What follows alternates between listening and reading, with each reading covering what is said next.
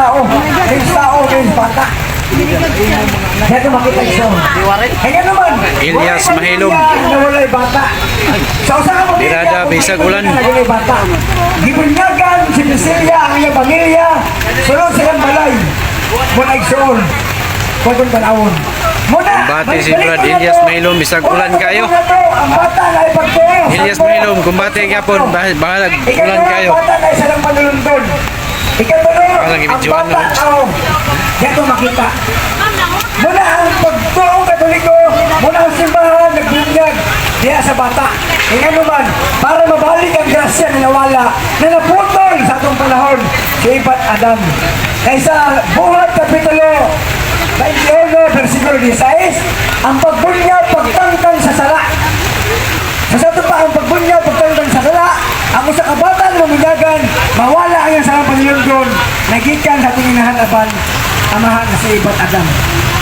Kaya kung yung pasahang Excel ang Roma 5:12, tungkol sa usa ka tao, misala, ang sala ni sunod sa kalimutan, o ang sala ang nagdala og kamatayon. Mo dito makita importante ang bunyag. Kay Ginoo sa Ginoo sa San Juan Kapitulo 3 versikulo 5 na kung dili bunyagan sa tubig ug espiritu, dili siya malangit. Sa ato pa ang usa ka tao na dili mabunyagan sa tubig ug espiritu, dili siya malangit. Kaya una nga malangit ang tao, ang bunyag. Ang bunyag igsoon, wadong tanawon, muna ang ganun sa karaan tugon. Kung imong balikan muna ang uli. Si Abraham 99, ang Katoliko silang ginuling siya, pakigsabot sa Ginoo. O si Ismael, bisita ang edad sa Tangituli, aron pakikiusa, aron pakigsabot sa Ginoo. Sa mga Hudyo na kultura, wadong tanawon, ang tuli, ninyo San Pablo, Tulusas 2:11, ining ng tuli sa ginawa, sa kamot, kundi sa grasya, ya sa bunyag, o sa bunyag, igsoon, ang bata, sa grasya 3:27, nagsunod ang Kristo, nakikiusa lang ang Kristo. Muna ang bata, dahil ang grasya niya, sa among Ginoong Kristo. Amo na kakalagit niya. Inanay sa orong giulagwan, watong tanawon, ang realidad. Kaya naman, pamutan na, kanay mong pundok, for example, sa Ellen G. White, ibunyagan ba na? Wala na bunyagi sa SDA. Dito na sa iyang sangupan sa una sa Methodist na bunyagan si Ellen G. White. Kasi, sila sa mga bunyagan. Mula katong dalawon, si Abraham, baliko na to, 19 na ng Katoliko sa iyong tituli.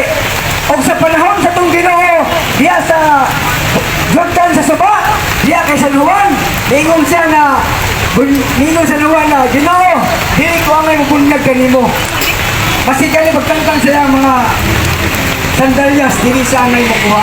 Apano sa Ginoo sa Ginoo, sa San Mateo 3:15, atong himon, aron mahanayan tanan para matuman ang kabuton sa Dios. Sa ato pa, nabunyagan kong Ginoo, og siya ang sinto sa bato. Kaya kung ang imong sa kaupan karon, wala na nabunyagi, nagpasabot na igsoon, ang inyong bunyag tanan, inbalido. Inbalido siya, ang inyong bunyag. Kaya importante na masabtan na to. Kaya nagpasakop pa sa imong tinuuhan karon, apan ang imong tinuuhan, mismo yung leader, mismo yung founder, magtutukot, wala na bunyagan. Diya sa itong Ginoo. Ano na hugaw basta eh? Muna gipakita na ko si Abraham o ang atong Ginoong Jesucristo ni supay sa kabuton sa langit ng amahan. Muna dili rason na 30 ang edad bunyagan, dili rason ito slow dito sa Jordan, kaya karon Jordan wala may sapa. Muna pagkulang kontribusa katong bayran sa Kristo karon o sa kapastor nagbunyag og dako na tayo pagbunyag niya hapit malumos nagsinumpagay sila. Naliman ka malumos ka. Lahat yan yung kaning napaligado na kining bunyag yun. Sa diyang ni-upload siya, gibunyagan sa dito. Gituslog siya, katulo, gituslog. Pagtuslog sa iya ha, gituslog siya pinakaminuto. Pagkahapwa na menyo, nakita ni mo ang Ginoo. Giniginig, gituslog na bod. Pagtuslog bigson, sa nakatulo, gihapwa, nakita ni mo ang Ginoo. Giniginig, gituslog na po sa nakatulo. Pagtuslog bigson, dito kapakapan na akong gagaw. Muna paghapwa sa pastor ninyo, nakita ni mo ang Ginoo. Nakita na ko ang Ginoo, bumuton. Para lang, hindi kasi matuslog. Tapos ang lisod kaya na kasagaran bunyagan diya sa suba. May mga nagluto-luto at tiniingo na to. Lisod na. Kaya ang bunyag igsoon, sortihan ka mo, Episo 5:26. Ang bunyag, pulong sa Ginoo, o ang tubig, o ang Espiritu Santo. Muna ang bunyag, tubig, o pulong sa Ginoo. Kaya na ipastor ng utala sa mga brad. Dapat mga apostolis na bunyag, nagkan igsoon. Basahin ako sa Biblia na na apostolis na bunyag. Sadyang gipangutangan ako siya, Pastor, si San Mateo ba apostoles? Dili, apostoles! O atong basahon San Mateo, Kapitulo 28, versikulo 19. Ganun dia, panyagamos ni kong kalimutan, himo ang mga tinundan ng tanong katawan, o bunyagi sila, sa ngalan sa Amahan, o sa Anak, o sa Espiritu Santo. Kato pa namunyag si San Mateo. Nabasa man diya sa iyong basahon, sa Mateo. Muna isoon, muli rason. Maganig, hagit na ko karon mga pastor diri sa Cagayan. Kung na may makita nga nabasa, biblikali, kita sa inisip, pagulong pinatayan, na dili punyagan ng bata. Kuman, ang istorya, mabalin mo sa inyong pagtuo. Apan igsoon, ang bata tao man. Muna punyagan siya, ang bata na ikalat. O ang kalag, importante, mabalik ang kasagikan sa Ginoo. Kaya ang bunyag, balik ko na ko, buhat 26, pagtangtang sa sala. Dito ba makakita iksoon? Mula sa ito ba, diya pa lang na tama ko itong pagpasabot. Kung ang bunyagan, dako na, kung bunyagan, tikasigaran sila, but ang bunyag sa katoliko, pag-business lagi. Christian mo man lagi pasabot sa Biblia.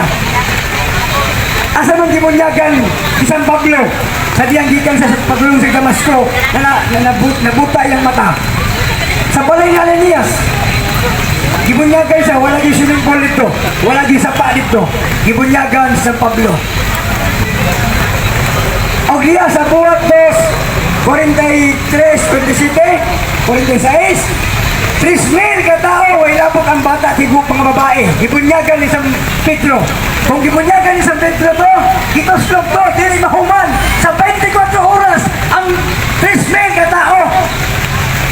Pinaagi sa mga pusiso. So sa ato pa katong panahon na wala gigitoslog dito.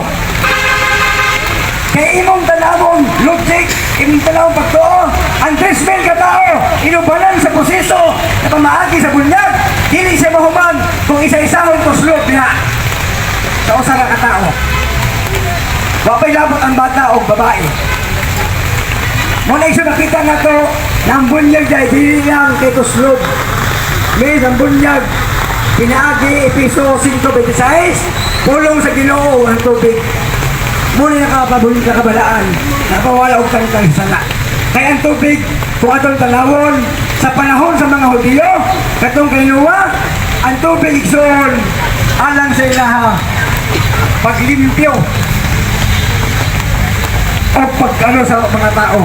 Mula ang tubig, importante. Muna ikingon diya sa 1 Pedro, Kapitulo 3, versikulo 21, na hulagway karon sa bunyag, na mo'y nagluwas kaninyong tanan. So sa ito pa, ang bunyag ay mo'y nagluwas katong tanan. Mabasa na to sa 1 Pedro 3:21. Muna importante iksoon.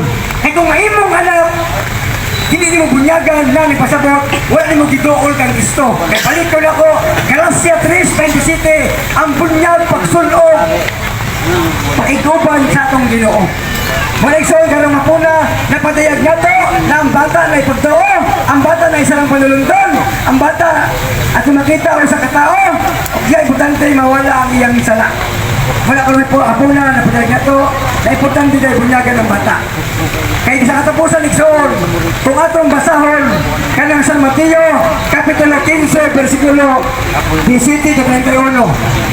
O sa kainahan, misinggit bidoon sa Ginoo. Ginoo, Ginoo! Apan gipadlong sa mga apostoles. Apan nagpadayon ng inahan, ngayon siya, Ginoo, Ginoo, ayaw na akong anak na masakiton. Lugay lagi, ano siya wa, pinakatuig na. O sa gipulong sa Ginoo. Hindi, ang alang lamang sa mga Israel, sa mga karnero diya sa Diyos. Apan ngayon usa kainahan, Ginoo, mas kang iro, mga kaolde sa mumbo, diya sinalong sa langisa. Kung sa gingo sa Ginoo, pagkatagbo sa iyong pagtuo, o katundak na ang bata na ayo.